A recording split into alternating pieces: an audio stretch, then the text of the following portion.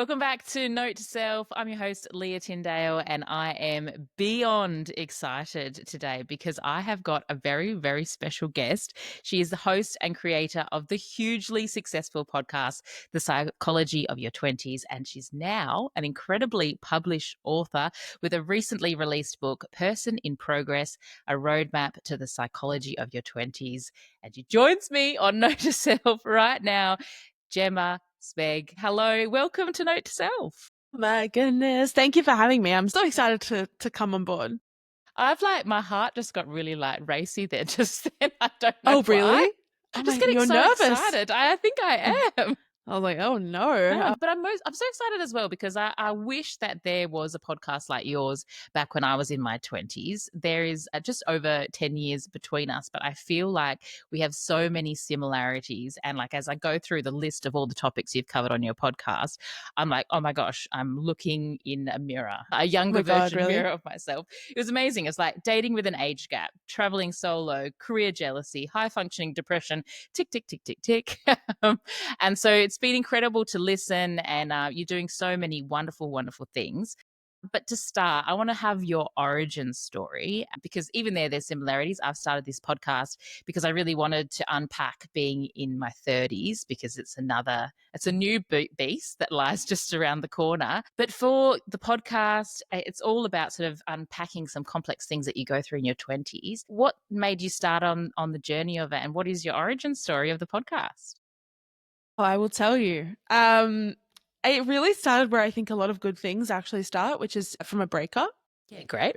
And to go back even earlier than that, like my mum was such a big podcast fan. I genuinely think she was like the first ever podcast fanatic. Like was constantly listening, like back very when they were just still radio shows. And so when I kind of grew up as a kid, always loving the medium. And then I went through this breakup and I was like, you know what? I'm just going to give this a go.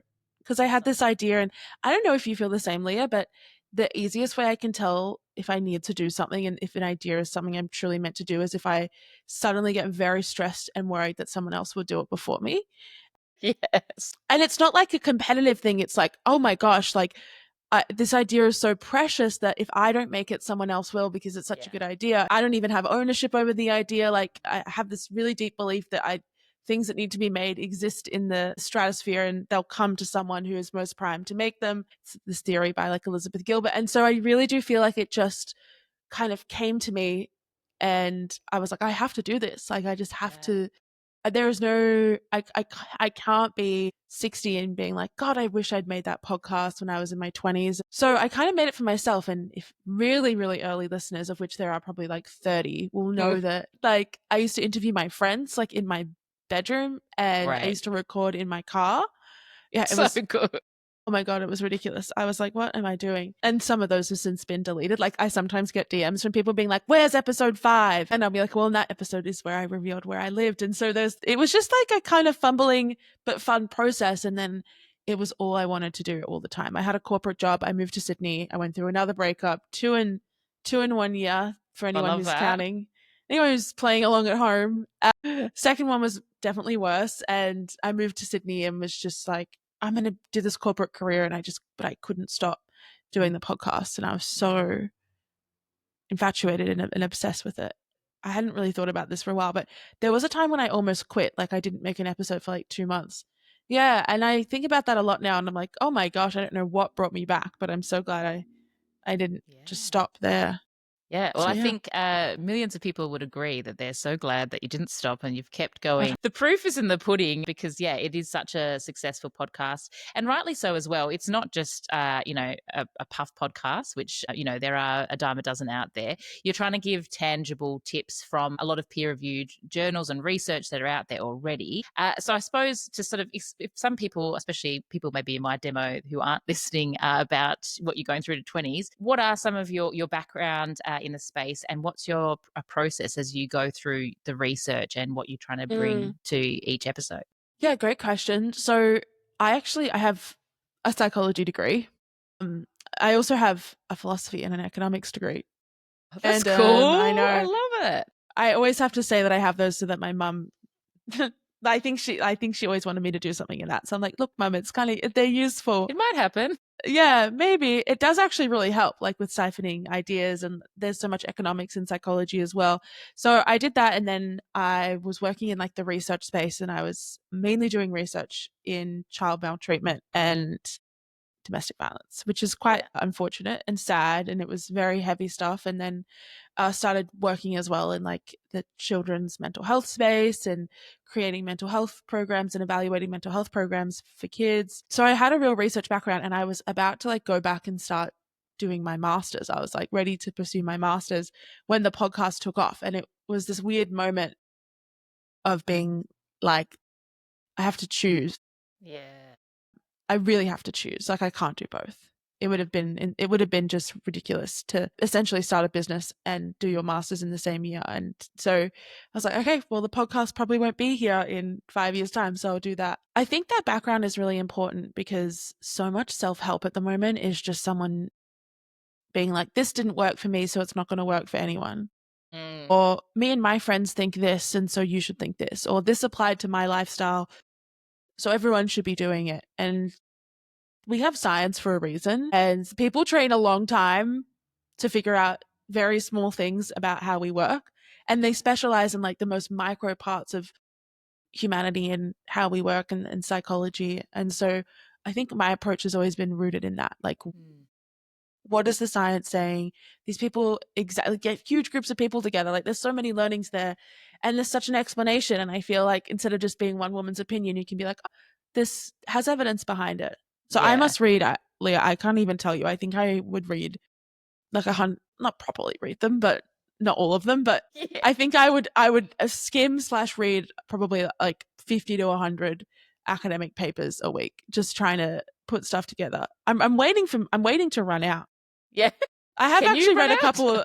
Oh yeah, I think so. I have actually read a couple. Like there's a couple that I just have in my back pocket now that I'm like, oh, this person 2023. That yeah. Amazing. That's so cool though. And I think it's great because that's not something that we all can do, want to do, have the time for. So the fact that you are doing that and putting that in that effort, it did make me think though, to your point about, the advice that people are giving, especially on social media, is people's opinions. Is it frustrating with your friends as well to be like, oh, but why are you listening to that person online? Or is it a given? I don't know if this question makes sense, but it just made me be Yeah, like curious. does it frustrate me when I see Well, people just yeah. giving out their opinions online? See, or does it? I don't know. See, I just scroll on. I'm like, Yeah, you know okay. what? I've been getting some weird stuff recently. I think my algorithm thinks I'm a different kind of wellness influencer than I am, Okay, and I'm like, great. pegged Not me for wrong. me. I'm Yeah. like, yeah, I'm like no, I actually really like sunscreen. Yeah. I'm from Australia, so I will continue to use that. Like, Yes, great. I'm not going to put beef on me. Thank you very Oh my much. gosh, no. Works for you, but not for me. So I think it is this weird thing as well. And it's something I have to be cautious of where I'm like, yes, I still do give my opinion. Everyone Yeah, who of wants to sit course. and like talk into a microphone for like We have hours. thoughts. Yeah, we'll have thoughts. And obviously was the chatty Kathy in class and like, Yes. has things they want to say, but I do just try and ground it in the research. And I also, I don't blame people who or like I don't have any ill feelings towards people who have an opinion that's different to mine. I'm just like I just feel like the science is right there. It's so straightforward. Yeah, it's very true. And we need to get better at doing our own fact checking. So it's And probably but plug it's for that. hard. It's Yeah, really hard as well. Like if you don't like a lot of medical stuff and especially like in journals and science is really inaccessible true. and behind a paywall and Mm, really hard to read and there's p values and statistics and you know what I get what you mean when you're like sometimes you just can't be bothered. So no, it's exactly. interesting how the digital ecosystem though is evolving. And that's why we've got Gemma to help us through it all, which is very exciting. Me and me only. Yeah. So many Well, it's great people. interesting then when we look then at your book, A Person in Progress. So take me through the book. What's the point of difference and what's it about? What can we, dive into if we want to pick up a copy? Well, the thing that someone actually like the moment I started writing that book, someone was like, "How can you write a book about your 20s when you're still in your 20s?" I And love it. Why not? I was like, great question. And I think it's like, it's in the title, right? Like person in progress. Like I'm discovering all these things at the same time as a lot of my peers, just with perhaps like a more obsessive and inquisitive desire to have some answers. So Yeah. the book is basically like a lot of the stuff that you'll go through in your 20s emotionally, psychologically, but also when it comes to work, when it comes to relationships, when it comes to how you're discovering yourself and finding a purpose, and saying this is this thing that you're experiencing. You're not alone in that. Here is some of the universal truths around why your brain is approaching this thing this way, why your brain wants you to react this way, why this is so anxiety inducing, why this is so hard. And yeah, again, here's the research that explains it. And also, like, here's a lived experience of not just me, but friends of mine and people who have reached out to me, and all these individuals who are having very universal experiences of uncertainty and confusion. And yet Mm. we're not talking about them enough. And even when we do talk about them, it's kind of like everyone's sitting there being like, and so do you have the answer? Do you Yeah. have the answer? And I think the answers I provide in the book are just one of many different ways to go about it. But I think it's just taking things out from behind, like behind the curtain and behind the Yes. covers, and being like, this is real and this is totally normal to feel. Yeah, amazing. I mean, I'm very excited to deep dive into it. I walked past in Big W and I was like, oh, there it is. And I got really excited on your Oh my behalf, gosh, that's which so cool. is so cool.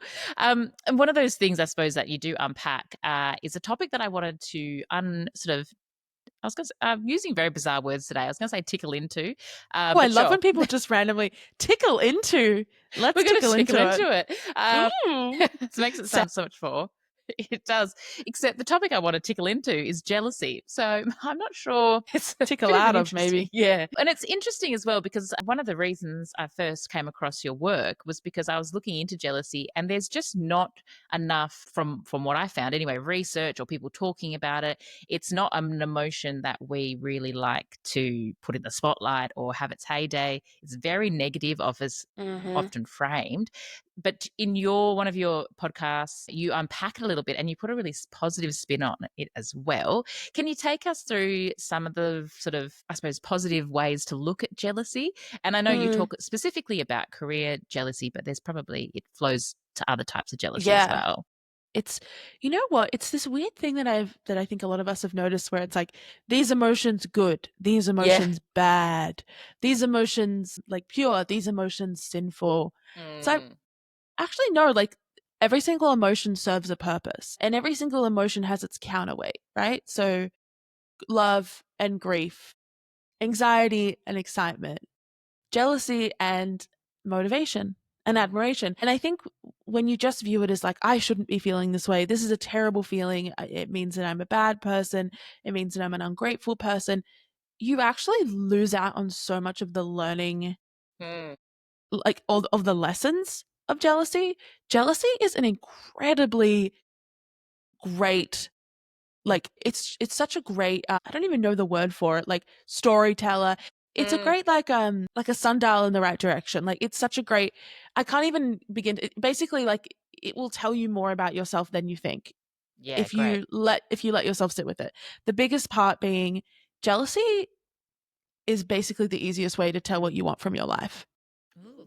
Like if I sat down with someone and they were like, I don't know what I want to do, I don't know what I want to be, it's a really easy question to say, who are you most jealous of? Mm, Whose life are you actually most jealous of? Because jealousy often is a way of kind of concealing insecurity and also desire. We yes, want yeah. what they have. It's not that we don't think they deserve it. We think that we deserve it, but we don't know how to, Yes. you know what I mean? But we don't know how to express it. And then because we don't want to feel inadequate and we don't want to feel like our ego is being injured, we Mm, wrap it up in this other emotion that like projects it onto them, and it's like, I'm jealous of them, rather than thinking, hey, but this is great information, this is great to know that there's something about their life that secretly I would really really want. And mm. that can be in terms of career. Look, I think career is the big one that I normally talk about. Like you want someone's um timeline, you want their promotion, you want their job title, you want their lifestyle. But also in relationships, you want the bond that someone has with someone else. You want more of that person. You want your relationship to look like someone else's relationship. So I just think it's actually, there's so much information in your jealousy.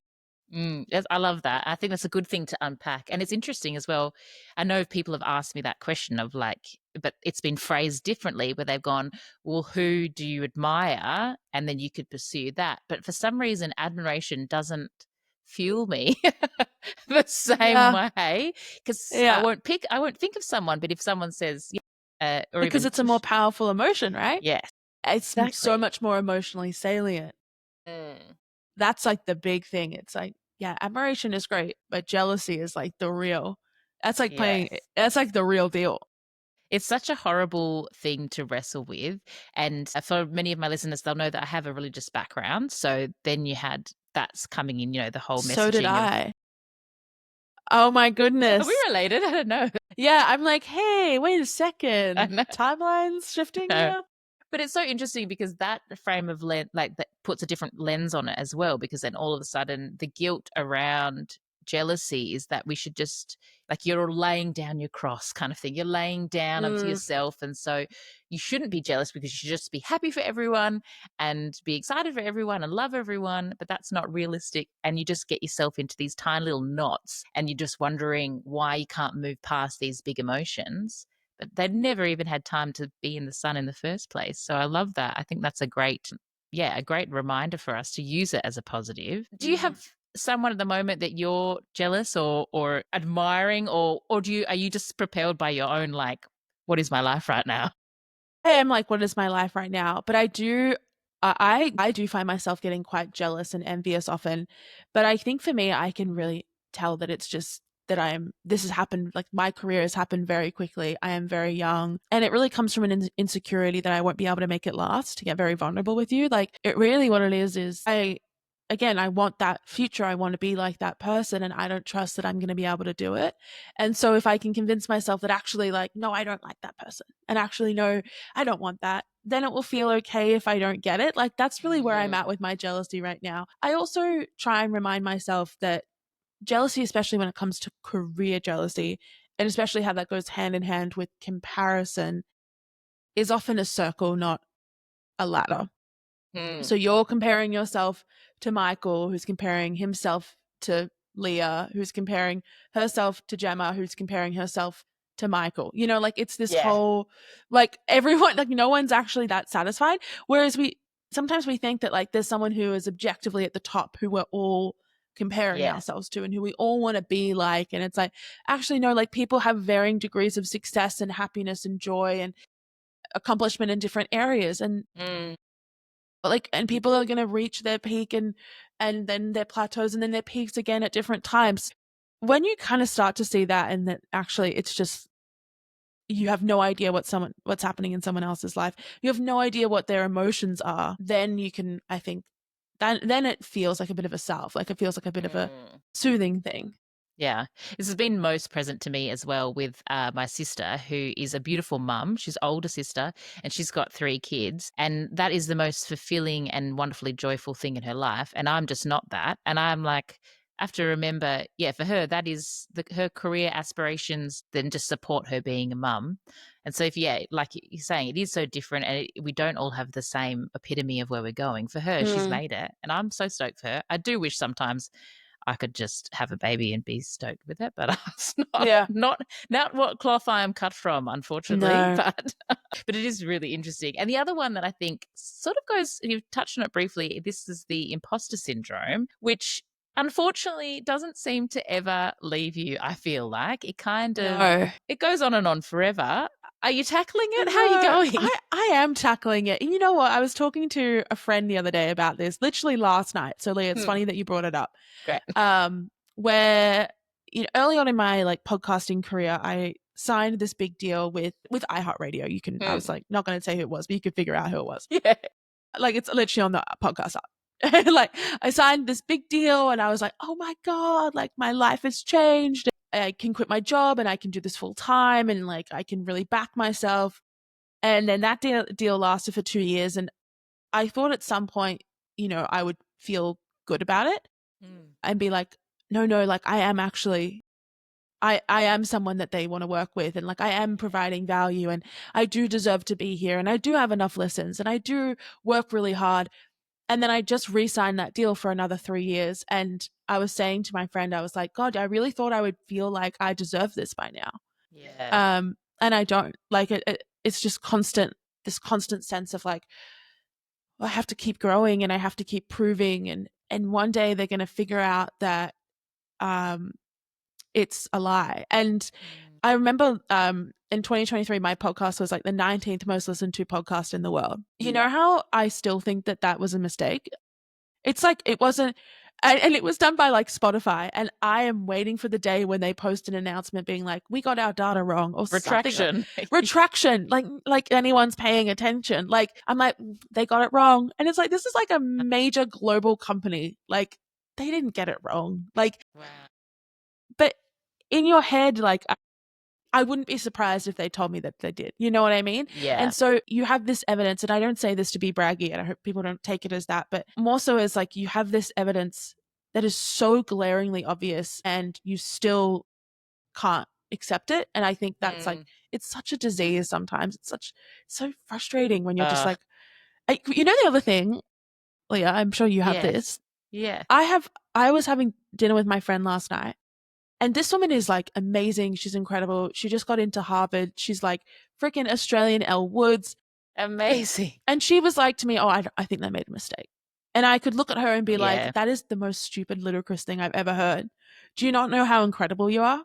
Like and I was like, I had a few wines. I was like, everyone in this restaurant would be lucky to know you and lucky to like to see you thrive. Like they would think you were the most smartest person in this room. They just don't know it. Like, and then she was like, yeah, but don't you see that that's what I've been trying to say to you all along? And I was like, excuse me, we're not talking about me though. Like, we're talking about you. So I know. It's very sad. We are our own worst critic, and we can never seem to be as kind to ourselves as we are to others, which is a huge, I think, imagine what we would be able to achieve if we could just actually back ourselves a little bit Let's more. not get there. Let's not go too deep into that. But do you find, sorry, now it's my turn to interview. Yeah, interview me back. Yeah, thanks.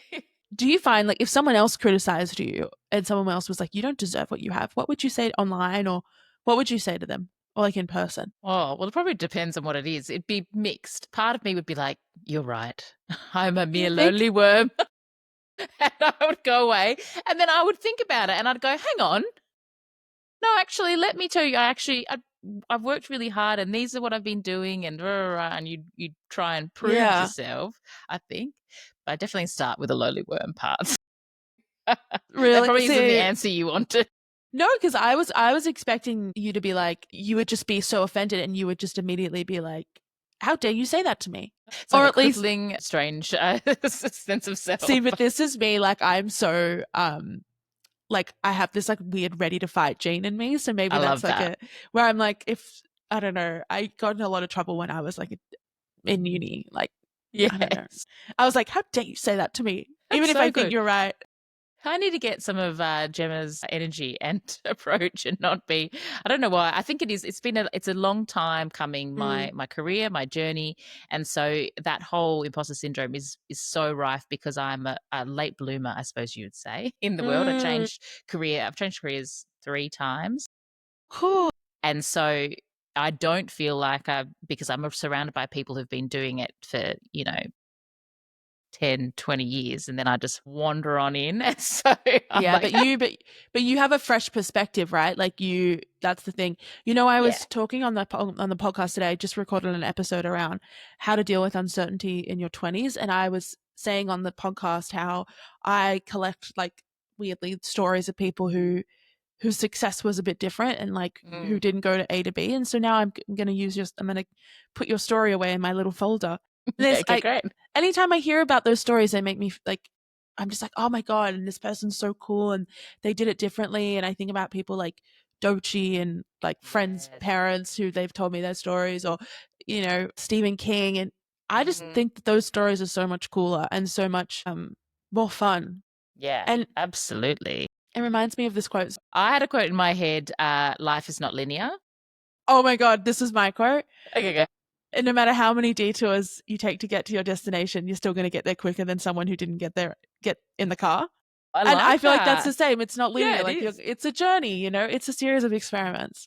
That's so good. I love it. I also like, you might as well be my co-host now. So you can I'm having so much fun. welcome, welcome. You're now on board. I love it. There's so many like topics that I wanted to get to, and we're going to run out of time to get to them all, which is very sad. But one of the other ones that you talked about and we're advocating for is traveling alone and what that does to our psychology. It's such a fascinating thing, and I so encourage anybody that is listening that hasn't done any solo travel to do it because it is so bloody scary. So satisfying. And I was curious to find out if you have done like how much you have done. Are you doing more, and what your experience has been, and what your advice in that space would be? I totally agree with you. I think solo traveling is the number one thing I would recommend people should do in their 20s if they have the means and they're able. And I know it's like a lot harder if you have certain physical disabilities and also money and things like that. But when I talk about solo travel, I don't just mean big Europe trips. I mean like go camping down the road. Yeah, And great. when I was in my early 20s and like late teens, I didn't have any money because I Mm. was broke, a broke uni student living out of home. And I would go on these like 2 day solo camping trips where I would illegally camp. Oopsies. Great. It's all Because right. I Won't tell anyone. literally, yeah, I would camp on the side of the road or like in the bush, and or I would go to a campsite and I would sit in my car until like the last minute. And at like 9 p.m., Great. I would set up because no one would, if I could tell, no one was going to take the spot. So Um, good. and then one time, like they did, like there's all these stories, but you just really learn to trust yourself and you learn to trust your intuition and you also learn how truly capable you are. Mm. Because here's the thing, and I know you know this, things are going to go wrong. Things are going to go wrong. I was solo traveling just recently back like in the US, and then back from the US, I had to go through Canada and I didn't know that you had to have a visa. And so I'm about to, check in for my flight and I don't have a visa to travel through Canada, and I Man. wasn't allowed on the flight. And so No. yeah, it was, and I was so stressed, and I'm not a great flyer, and I was like, I'm freaking out and I don't know anyone. Like I knew like two people where I was flying out of and barely, and things go wrong. And you know what? I got Mm. through it. And every single person I know who has solo traveled has like the wildest stories, Mm. and they survive every single one of them because you truly learn how capable you are and how you have, you know, thousands of years of DNA, like, of training and human instinct to keep you safe and to Yeah. really show that you are so much more capable than you are. It's so transformative. Absolutely. It's amazing, isn't it? And I think it's one of those things that if you just stay and you don't challenge yourself, you're only going to go to a certain size, but you do need that discomfort to be able to push past and to grow and to become the next iteration of yourself, which can be daunting, but it's also very exciting. And I did my Mm. big solo after I got divorced. I was in a relationship for 10 years, then got divorced, and then decided I was going to travel the world alone for 6 months. And nothing Gosh. is more scary after you've been with someone for that long than trying to go out into the world. But yeah, it's highly like, yeah, life changing stuff. Huge advocate, but I need to do the solo camping one. I haven't done that one yet, but I'll put that on It's my fun. to do list. Have you Yeah. done an episode on your solo trip? I'm sure you have. Well, no, because I'm usually interviewing other people. I Oh, haven't had a deep dive into that yet. I would love if you did a solo episode on that, and Okay. Yeah, I think it'd be great. cool. You don't have It'd to, be obviously. it's also probably needs to be an R-rated version. I'm sorry, even better. Then you most certainly have to. Yeah, I probably will. We'll have a special edition of Note to Self, Yeah. sexual notes to self. Wait, I don't know what that is. That might not be allowed. It's going down a different path. Bringing Yeah. it out though, I do want to touch Tickling it on, out. yeah, tickling it out. I do want to touch on as well. It's kind of connected both to travel and then the imposter syndrome. But like, as you've sort of burst out into the scene, like you mentioned, you're doing so well early on in your career and in everything you want to do and achieve. How has that meant for you in the world of loneliness? Because I feel like projecting now, but if I was you and my Mm. peers weren't having the same experiences or they were just trying to figure out other things, and then I'm going off this other path while you're trying to stay connected and you're getting new friends, I imagine it would still be quite a lonely journey. Definitely, and lonelier than I thought it was gonna be. I spend a lot of time by myself at Mm. my house or in my office because the whole nature of the business is it's kind of me behind a microphone. I don't really need heaps of people. I have a few staff now, but none of them live in Sydney because I made stupid hiring decisions, not in terms of who I hired, but in terms of like where they were living. Location, yeah. Yeah, but they're the best for the job, right? So it's fine. It is, yeah. I think it's really lonely no matter where you are, like because in your 20s every single person is splintering off the path.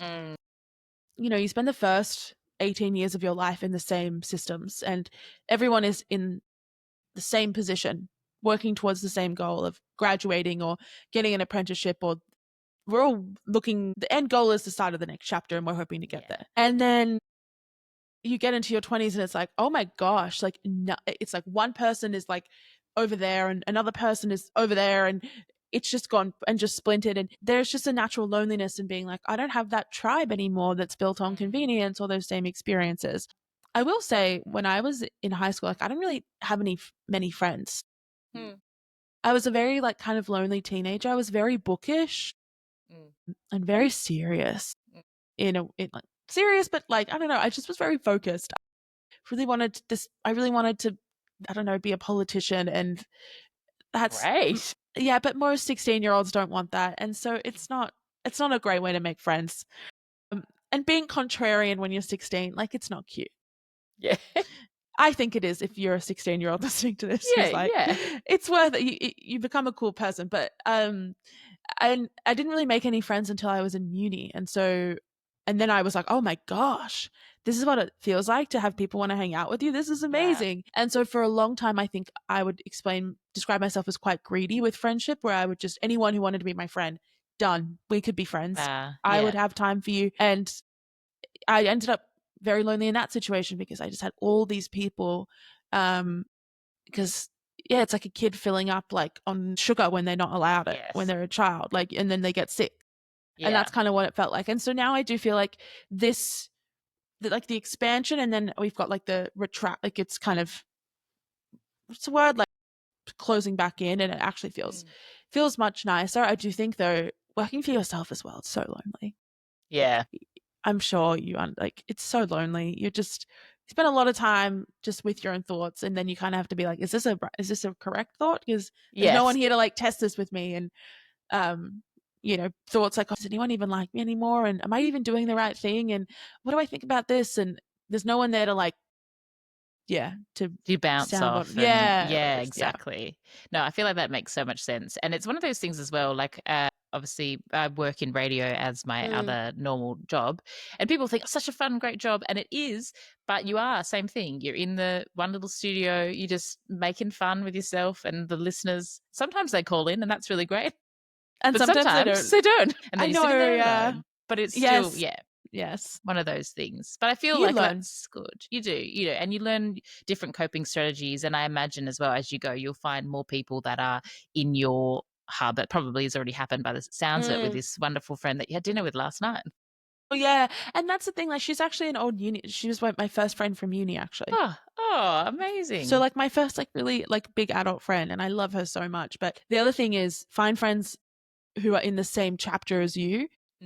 I obviously love my friends from when I was at uni, but they are doing very different things than me. And a lot of them are in the career that I was going to be in. They're in management consulting, they're lawyers, like they're in policy spaces, which is like where my path was obviously going at that time, or they're in research. And so for a while I felt really guilty, like making friends that weren't them. And then I was like, wait, but I kind of want to be able to come home and be like, this really shitty thing happened, like someone left a really terrible comment, or my audio malfunctioned, or I'm dealing with this stuff that maybe they just don't understand. And so I was like, I need work colleagues. And so now I've like made more friends in the space who I love, and who you can just say silly things. And the other thing is that like a lot of my friends have very serious jobs and are like doctors and social workers as well. And so coming home and being like, this silly brand deal, or like someone said something mean about me on the internet, and they're like, I saw someone die. Like, that's a pretty, you're like, oh, but I still kind of want to complain sometimes, but I can't when they bring that one out. Like, you just can't. You're allowed to. There is space for you here. It is funny though, because I, as a result, have made most of my good friends now are good 5 8 years younger than me because, yeah, I'm in a different stage of life. I don't have kids, might not have them. And so when everyone else is left, and you don't have anyone else to hang out with, I'm like, where are the 28-year-olds at? That's my Yeah. jam. 28-year-olds are the best. They are. They really are. Well-rounded individuals. Best age, I think. Yeah. Now, what is next for you, Gemma? What have you got round the corner? Can you tease any of your episodes or maybe even another book? I don't know. Oh my, Leah, I can't write another book right now. Yeah, I'm so okay, that's fair tired. enough. Yeah. Need some rest. But well, yeah, but then I'll tell you some of the things I'm doing. So I'm going on tour in the US in like 3 weeks, Awesome. mid to late August. And then I'm also working on something that's kind of like book adjacent. And it's like a guided journal, but it's like a very specific one. And I really haven't seen anything like it anywhere. And I just had this idea and was talking about it with a friend who was also in radio. Yeah. And she was like, you've got to make this. And I had that feeling of like, I have to do this because this is an idea that if I don't do it, someone else is going to do it and I'm going to feel really pissed. So yes. Yeah. You'll be the first to know. I'll make sure that you're on the mailing list for what's coming. Right. Oh, amazing. And are we allowed to know the next episode? Next Friday's episode, which is like a big one, is the 20 biggest mistakes that people make in their 20s. And I talked to over 5,000 people, got people to send in answers, like 5,000 people send in answers. Amazing. And we've got the big spreadsheet and we're going to share it all. So I'm excited. I wonder for that if mine will be on there. That'll be interesting. What's your biggest mistake? I can tell you. No, I can't tell you what your mistake is. You got married. The biggest one is being in a relationship that I probably shouldn't have been in. Yeah. That's the number one mistake. People go prioritizing romantic. Yes, 100% agree. Oh, I can't wait to listen. Okay, great. Yeah. That's very exciting. And the other thing is, I've mentioned Big W before, but where else can we get a copy of your book? Anywhere you get books, if you go into your local bookstore, you can ask them to order it in for you and they will do so. Awesome. And I always say try and go independent. Big W is good though because it's cheap. It's like $24. If you can't support me financially, well, you are by buying the book in some way. Yes. Support a local bookstore. Yeah, absolutely. Yeah, ignore the Big W comment. That just happens to be where I saw No, Big W is great because it's I know it's $24. I buy my book from Big W. Yeah, okay. So when I need to get copies for family and friends, I buy them from Big W. Amazing. We should be sponsored by Big W right now. I think this is where this is going. I can bulk buy them because there's nowhere else I can buy like 10 at a time. True. Top tips. I like it. There you go. Now, we've run out of time, but I've got to finish with, of course, the most important thing for me personally is what is Gemma's biggest note to self that's sort of sitting with you at the moment, whether maybe it's been a lifelong thing or maybe it's just the thing of the week that you're like, right, note to self, Gemma, remember this. I immediately know what I was going to say. Note to self, life is not that serious. Whoa. I've been really thinking about that. I know, but you can't say that because this is what I'm trying to get in my brain. No, this is good. Unpack it for me. Well, I just feel like I was just investing too much in negative experiences and I was like, oh my God, like I'm not doing this on time and this thing hasn't come out and everyone's going to be mad at me and this person said this and this and this and this. And I was like, I saw this tattoo the other day on this guy at the park. Great. Random, that it was like, you can either choose to have a good time or a bad time. And I was like, yes. I love that. I was like, so yes. I almost went up and talked to him just to be like, wow, because it stuck with me. That's amazing. I just liked that quote.